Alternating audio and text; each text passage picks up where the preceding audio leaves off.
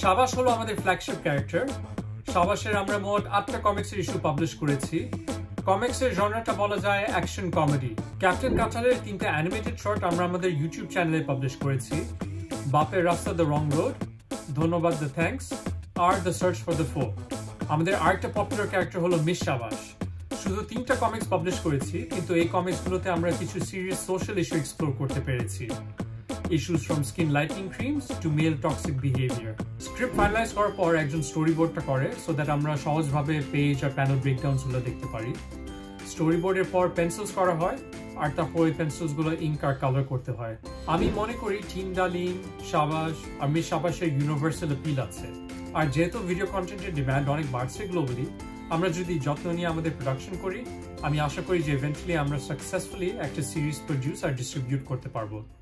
এক দাগে পাখিটা হয়ে গেল জ্যান্ত, 2 দাগে আঁকিবুকি ঘোড়াটা দুরন্ত, দাগ 3 বাজে বিন ফনা তোলে সাপড়ে, আঁকা আঁকি বন্ধ আমি যাই বাপরে।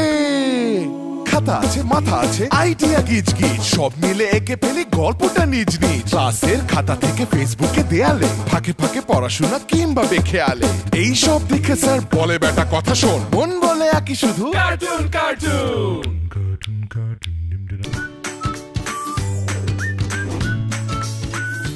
বিখ্যাত আঁকিয়ের এ পর্বে আমাদের সাথে আছেন মাইটি পান স্টুডিওর ডাইরেক্টর সামির আসরার রহমান। চলো তার কাছে যাওয়ার আগে আমরা মাইটি পান স্টুডিও নিয়ে একটা শোরিল দেখে আসি।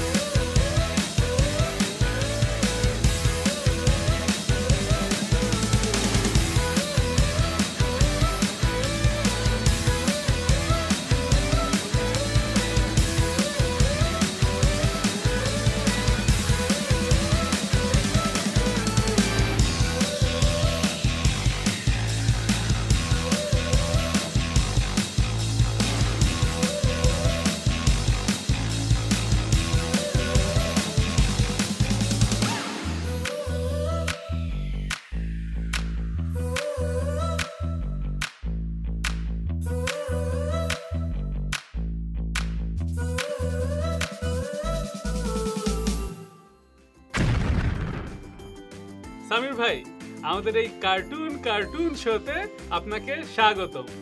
ধন্যবাদ Tanmoy, thank you for inviting me. তুমি কেমন আছো? আমি ভালো আছি। আপনার কাছে প্রথমেই যে প্রশ্নটা দিয়ে শুরু করতে চাই সেটা হলো, এই লম্বা সময় ধরে বাংলাদেশে একটা কমিক্স আর অ্যানিমেশন হাউস চালানোর অভিজ্ঞতাটা কিরকম? সো ফার আমার এক্সপিরিয়েন্সটা খুব ভালো। I love comics and animation, আর আমাদের কোয়ালিটি অফ ওয়ার্ক নিয়ে আমি ভীষণ প্রাউড। আমি খুবই লাকি কারণ আমি অনেক অ্যামেজিং ট্যালেন্টেড আর্টিস্ট আর অ্যানিমেটরসদের সঙ্গে কাজ করতে পেরেছি, আর আমাদের কমিক্স আর কার্টুনের অনেক ফ্যান্স আছে, which always feels great. আচ্ছা, এখন পর্যন্ত আপনারা মোট কতগুলো কমিক্স পাবলিশ করেছেন? আর যারা জানেন না তাদের উদ্দেশ্যে আপনাদের কমিক্সের ক্যারেক্টারগুলো বা সুপারহিরোগুলো সম্পর্কে যদি একটু ছোট করে বলতেন। সাবাস হলো আমাদের ফ্ল্যাগশিপ ক্যারেক্টার। সাবাসের আমরা মোট 8টা কমিক্সের ইস্যু পাবলিশ করেছি। কমিক্সের জনরাটা বলা যায় অ্যাকশন কমেডি। সাবাসের বিভিন্ন সুপার পাওয়ার্স আছে, বাট সে খুবই অলস একটা ক্যারেক্টার, আর সুপার হিরো ডিউটিস ফাঁকি মেরে সে সোশ্যাল মিডিয়াতে বেশিরভাগ টাইম কাটায়। সাবাসের 7 নম্বর ইস্যুতে আমরা ক্যাপ্টেন কাঁঠালকে ইন্ট্রোডিউস করেছিলাম। সে আরো অনেক সিরিয়াস টাইপের হিরো, আর একদম প্রথমে সে সাবাসকে চোখেই দেখতে পারতো না। অফকোর্স ওরা পরে ফ্রেন্ডস হয়ে যায়। ক্যাপ্টেন কাঁঠাল অনেক পপুলার ছিল, আর আমরা ওকে নিয়ে একটা স্পিন অফ কমিক পাবলিশ করেছি, আর আরেকটা কমিক 90% কমপ্লিট আছে, হোপফুলি ফিউচারে পাবলিশ করতে পারবো। ক্যাপ্টেন কাঁঠালের 3টা অ্যানিমেটেড শর্ট আমরা আমাদের ইউটিউব চ্যানেলে পাবলিশ করেছি। বাপের রাস্তা দ্য রং রোড, ধন্যবাদ the thanks, are the search for the ফো। আমাদের আরেকটা পপুলার ক্যারেক্টার হলো মিস সাবাস। শুধু 3টা কমিক্স পাবলিশ করেছি, কিন্তু এই কমিক্সগুলোতে আমরা কিছু সিরিয়াস সোশ্যাল ইস্যু এক্সপ্লোর করতে পেরেছি। Issues from skin lightening creams to male toxic behavior. আমাদের আরেকটা সিরিজের নাম লাঠিয়াল, যেটা একটা ফ্যান্টাসি বাংলাদেশে টেক প্লেস করে। এই সিরিজের মেইন ক্যারেক্টারটা অরিজিনাল, বাট আমরা বাংলাদেশি রূপকথা থেকে কয়েকটা ক্যারেক্টার রিইম্যাজিন ভাবে ইনক্লুড করেছি, যেমন ডালিম কুমার, লাল আর নীল কমল, আর প্রিন্সেস কলাবতী। আমরা ছোটবেলায় আফসোস করতাম যে এই যে দেশি সুপার হিরো, দেশি কমিক্স, অ্যানিমেশন এগুলো হয় না কেন। তো এই আফসোসের দিন কি এখন তাহলে শেষ হতে যাচ্ছে, নাকি অনেক পথ যাওয়ার বাকি? অনেস্টলি আমার মনে হয় আরো অনেক পথ যাওয়া বাকি, অ্যাটলিস্ট অ্যানিমেশনের ক্ষেত্রে। অ্যানিমেশন কমিক্সের মিডিয়াম থেকে আরো অনেক টাইম কনজিউমিং আর এক্সপেন্সিভ, স্পন্সর পাওয়াও খুবই ডিফিকাল্ট, কিন্তু ধীরে ধীরে হোপফুলি চেঞ্জ আসবে। মাইটি পাঞ্চে আমরা মেইনলি বিজ্ঞাপনের অ্যানিমেশন আর বিভিন্ন অর্গানাইজেশনের জন্য এক্সপ্লেনের ভিডিও বানাই। এইটা হলো আমাদের মেইন সোর্স অফ ইনকাম, আর আমরা এর পাশে আমাদের অরিজিনাল কন্টেন্ট তৈরি করছি। আমরা ছোট বাচ্চাদের জন্য বাংলা ছড়া আর কবিতা নিয়ে ট্যাপাতুলি নামের একটা সিরিজ আমাদের ইউটিউব চ্যানেলে পাবলিশ করেছি। সুন্দরবনের বন্ধুরা নামে আরেকটা সিরিজ করার ইচ্ছা আছে। আর আমাদের কমিক্স ক্যারেক্টারগুলোর অ্যানিমেটেড শর্টসের প্রোডাকশন এখন চলছে। আমি মনে করি টিম ডালিম, শাবাশ আর মিস শাবাশের ইউনিভার্সাল অ্যাপিল আছে।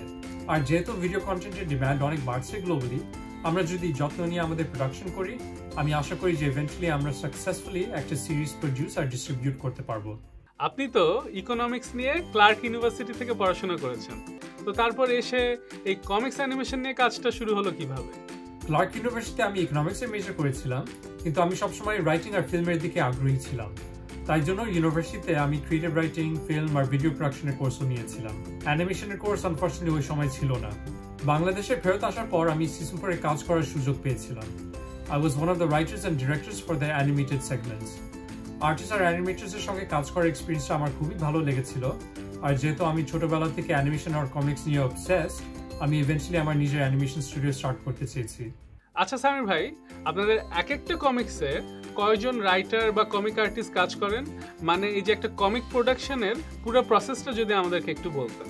কমিক্সের টিম আসলে ভ্যারি করে ফ্রম কমিক টু কমিক। রাইটিংটা আমি করি, কিন্তু ইনিশিয়াল স্ক্রিপ্টটা করার পর আর্টিস্টের অনেক ইনপুট থাকে। স্ক্রিপ্ট ফাইনালাইজ করার পর একজন স্টোরি বোর্ডটা করে, সো দ্যাট আমরা সহজভাবে পেজ আর প্যানেল ব্রেকডাউনসগুলো দেখতে পারি। স্টোরি বোর্ডের পর পেন্সিলস করা হয়, আর তারপর ওই পেন্সিলসগুলো ইঙ্ক আর কালার করতে হয়। আজকে যারা টিভির সামনে বসে এই অনুষ্ঠান দেখছে, তারা যদি অ্যানিমেশন নিয়ে পড়তে চায়, শিখতে চায়, তাহলে তাদেরকে আপনি কি অ্যাডভাইস দিবেন? যদি কেউ অ্যানিমেশন আর কমিক শিখতে চায়, তবে ড্রয়িং স্কিলস ডেভেলপ করার জন্য অনেক টাইম দিতে হবে। And I don't mean just drawing cartoon characters. Figure drawings, constructions, anatomy, etc.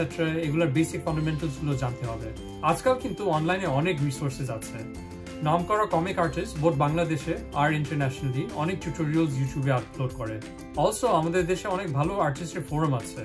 R কান্ট্রিস্ট R cartoon পিপলের Facebook পেজে অনেক হেল্পফুল সাপোর্ট পাওয়া যায়। আর কেউ যদি আপনাদের এই মাইটি পান স্টুডিওতে কাজ করতে চায়, সেই সুযোগ কি আছে? সেক্ষেত্রে আপনারা কি কোয়ালিফিকেশন খুঁজেন?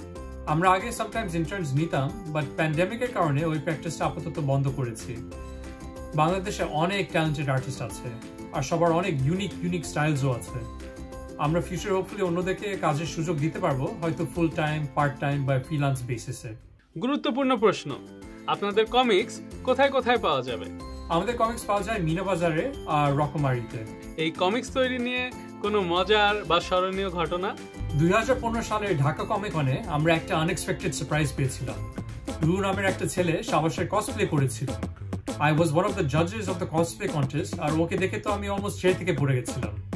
পরে জানতে পারলাম ও এবং ওর ফ্যামিলি আমাদের কমিক্সের বিরাট বড় fans. That was a very nice moment. সব অনুষ্ঠান শেষে সাধারণত অতিথিদেরকে উপহার দেয়া হয়, কিন্তু যেহেতু এটা আমাদের কার্টুন অনুষ্ঠান, তাই আমাদের পুরো ব্যাপারটাই উল্টো। আমরা অনুষ্ঠান শেষ করি অতিথিদের কাছ থেকে উপহার নিয়ে। তো সামির ভাই বলেন, আজকে অনুষ্ঠান শেষে আপনি আমাদেরকে কি উপহার দিবেন? আমি আর কি উপহার দিব? যেতে যেতে তোমাদেরকে মাইটি পান স্টুডিওর আরেকটা অ্যানিমেশন দেখিয়ে দিই তাহলে।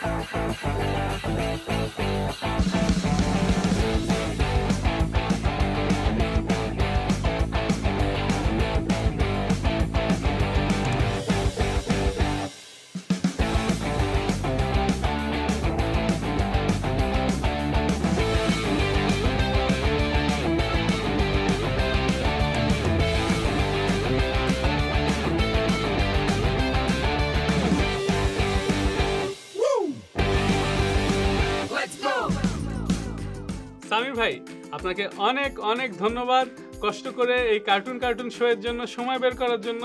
আর আপনাকে আরো বেশি ধন্যবাদ এই দেশি দেশি কমিক্স আর অ্যানিমেশন বানানোর জন্য। তোমাকেও অনেক অনেক ধন্যবাদ। আজকে দেখা হলো, শেখা হলো কমিক্স নিয়ে অনেক কিছু। তো তোমরা প্র্যাকটিস করতে থাকো, দেখা হবে নেক্সট এপিসোডে।